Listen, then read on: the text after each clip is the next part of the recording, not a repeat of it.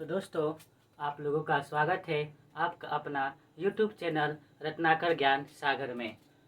तो दोस्तों, आज हम लोग 10 क्लास के सब्जेक्ट हमारी अर्थव्यवस्था का इकाई 1 अर्थव्यवस्था एवं इसके विकास का इतिहास के पाठ का सभी ऑब्जेक्टिव को देखेंगे बारी बारी से, प्रतिदिन कंटिन्यू, क्योंकि दोस्तों बूंद बूंद से ही घड़ा भरता है।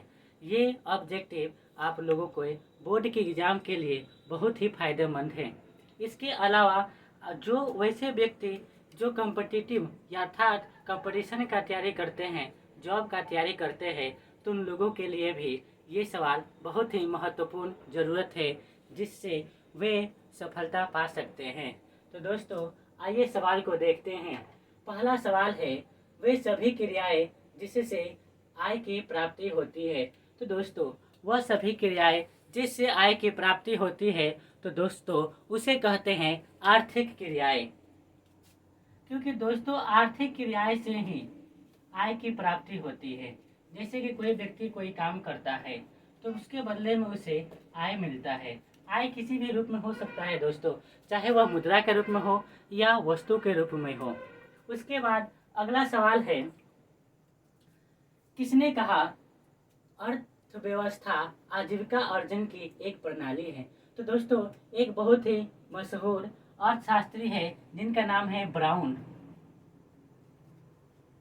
तो दोस्तों ब्राउन ने अर्थव्यवस्था का परिभाषा देते हुए कहा था कि यह आजीविका अर्जन की प्रणाली है। अर्थात दोस्तों अर्थव्यवस्था एक ढांचा होता है जिसमें व्यक्ति ना विभिन्न प्रकार के काम करते हैं और जिससे उन लोगों की आय की प्राप्ति होती है और उस आय से वे अपने आजीविका अर्थात घर द्वार चलाते हैं, अपने आवश्यकताओं की पूर्ति करते हैं।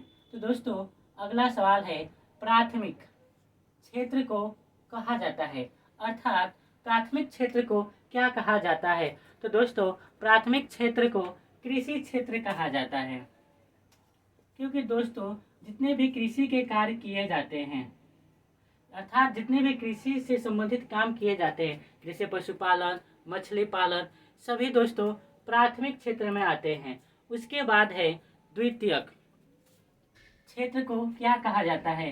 तो दोस्तों द्वितीयक क्षेत्र को औद्योगिक क्षेत्र कहा जाता है, क्योंकि इस क्षेत्र में दोस्तों हम कई प्रकार के अपने आवश्यकताओं की पूर्ति के लिए विभिन्न प्रकार की वस्तु का निर्माण करते हैं। ठीक उसी प्रकार से है तृतीयक क्षेत्र को क्या कहा जाता है। तो दोस्तों तृतीयक क्षेत्र को सेवा क्षेत्र कहा जाता है।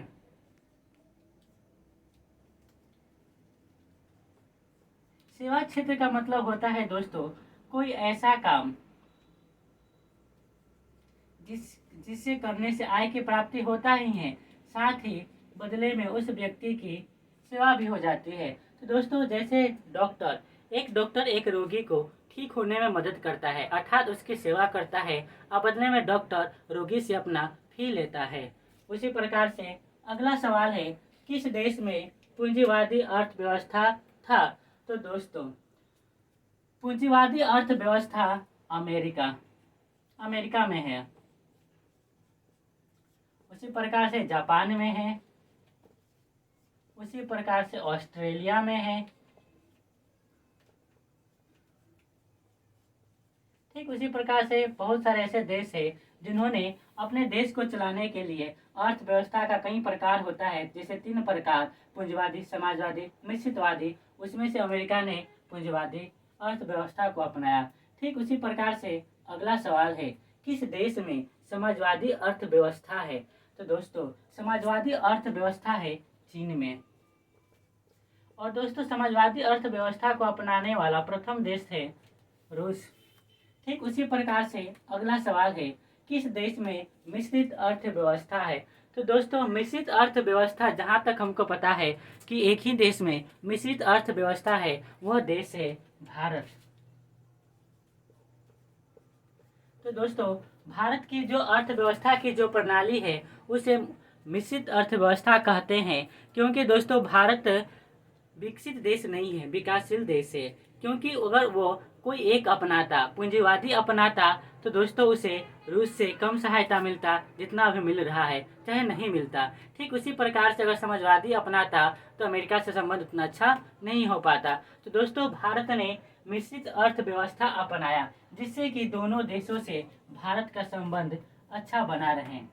ठीक उसी प्रकार से दोस्तों अगला सवाल है, भारत में योजना आयोग का गठन कब हुआ? तो दोस्तों भारत में योजना आयोग का गठन 15 मार्च 1950 ईस्वी को हुआ है। दोस्तों कहा जाता है भारत का योजना आयोग क्या है? असंवैधानिक है। अर्थात जब संविधान का निर्माण हो रहा था तो दोस्तों उस समय योजना आयोग का कोई उल्लेख नहीं किया गया था। उसके बाद दोस्तों है योजना आयोग का पदेन अध्यक्ष कौन होता है?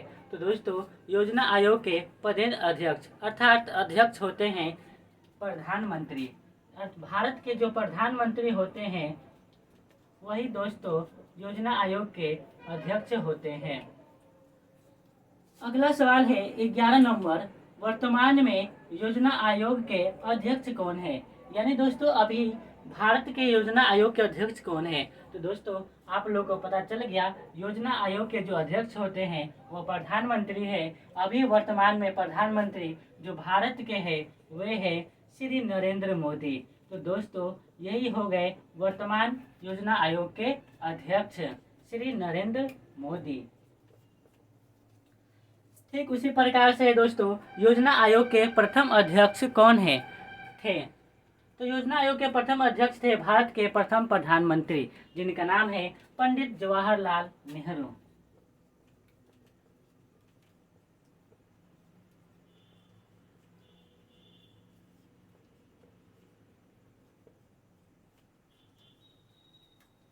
अगला सवाल योजना आयोग से ही संबंधित है कि आने वाला समय यानी जो फ्यूचर है उसमें 5 वर्ष के लिए जो काम किया जाता है इसको हम लोग बोलते हैं पंचवर्षीय योजना भी। तो दोस्तों आर्थिक विकास के लिए यानी कि भारत की आर्थिक विकास के लिए आने वाले 5 वर्षों के लिए कौन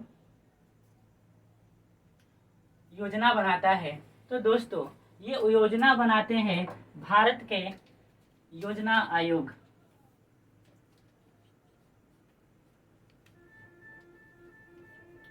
तो इसका आंसर होगा दोस्तों योजना आयोग।